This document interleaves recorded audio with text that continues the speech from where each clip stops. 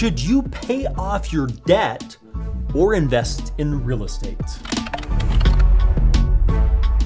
I know it's tempting to want to pay off all of your debt, and frankly, that's probably a good attitude, but a lot of gurus will tell you just pay off all your debt, but it may not always be the best strategy.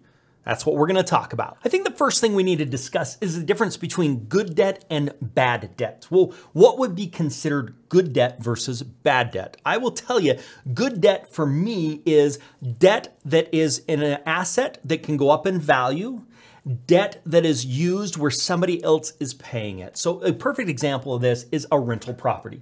If I go get a loan on a rental property and my tenant is going to be paying that every month, plus I'm going to make more than what he's actually paying to pay that loan, and each time I make a payment, the principal balance is going down, and it's secured against a piece of real estate that's tangible asset, that's good debt. Now, I don't want to be over leveraged on that. I may want to put 20% down or more and make sure I'm not over leveraged, meaning that if the values went down, I wouldn't be upside down. That's a situation I never want to find myself in. Typically on those, what I'm looking to do is have at least 20% equity by putting 20% down, or by doing a BRRRR deal and having a lot of equity in it and not having to put any cash in it, which is even better, but that's a topic for another day. Check it out. I've got some videos on it. So that's good debt. Good debt is somebody else is paying it. It's in an asset that's tangible. It's in an asset that can go up in value. And as it's being paid, it's paid down. So I look at loans on rental real estate as being good debt as long as you're not over leveraged in that. Now,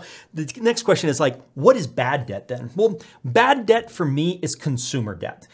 We call it doodads. If you're buying stuff, you're buying shirts, or you're buying sunglasses, you're buying any of that type of stuff, if you're putting money on, if you have debt to go on vacation, those types of things, that is bad debt, right? That is debt that's not going to go up in value. That is debt that somebody else isn't paying, you're going to have to pay. So that's considered bad debt. So my philosophy is, if you have bad debt, you've got to get rid of it. That's probably the biggest thing. Now, good debt is what you want to get yourself to have. So I really recommend getting rid of your bad debt. So the first thing I would say on the road to real estate investing is make sure you have some savings. That savings can start with $1,000, and then you could grow it so it's a little bit more than that. And keep in mind, it is going to take some money to get started in real estate investing. Yes, there's ways and strategies you can do it with very little money, but you've got to be prepared, because there are going to be situations where money is going to make a difference. I don't think you've got to have a lot of it. $5,000 or less, I think, will do that. But I'd much rather that $5,000 is money that you've saved than money you've taken off a credit card, right? So we don't want to see that. So the first thing I would say is get $1,000 in an emergency account. Then let's get rid of your bad debt. Then let's get a little bit more money in savings for you. Then let's save up so we can make real estate investing easier. And then let's start working on real estate. But should you pay off your house before you start real estate investing? My answer is no. And if you are going to invest in some of the rental properties, should you pay cash for those properties?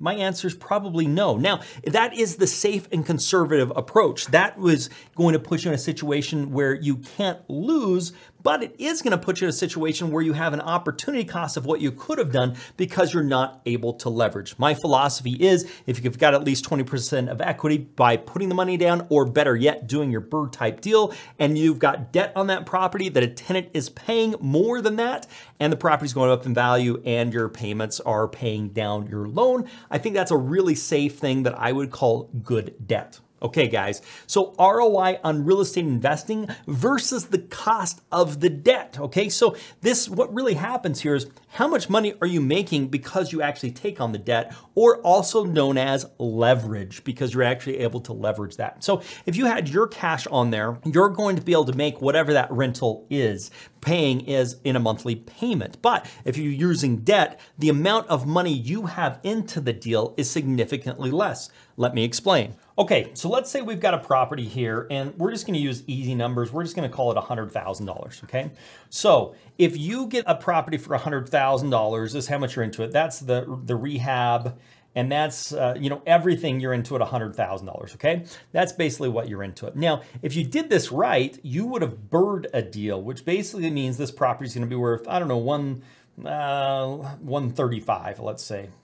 So 135 is gonna give you 20% of equity, which means you could refinance the deal. Well, what does that mean? It means you wanna get a hard money lender that will lend you the full $100,000 for the purchase, for the rehab, for payments, all that type of stuff. And then if you can create 20% worth of equity, then when you go refinance the property, it is what's called a rate and term refinance. These are easier to get as long as you can show the income. So what happens is with your hard money lender's permission, you put a tenant in the property, that tenant starts paying rent on the property, and you can establish that and you could get in if you've bought this right. Now this is the mecca. This is like awesome. If you can make this happen, you could get into this with very little money. Now, my question to you is if you have no money into this and you've got $35,000 worth of equity, what is your rate of return? It's called infinite. The rate of return is called infinite. It doesn't end because you have no money and you've already made $35,000. Now, let's say $35,000 of equity. Let's say that all your expenses are $750 a month, and so you're cash flowing $250 a month. Well, if you had zero into it, what is your rate of return? It is infinite as well. But let's say, for example, let's change pens here. Let's say, for example, you had to come up with $10,000. Okay, let's say this just didn't work out and you had to come up with $10,000. What is your rate of return on this? Well, let's do a little bit of math. Get my handy dandy calculator here.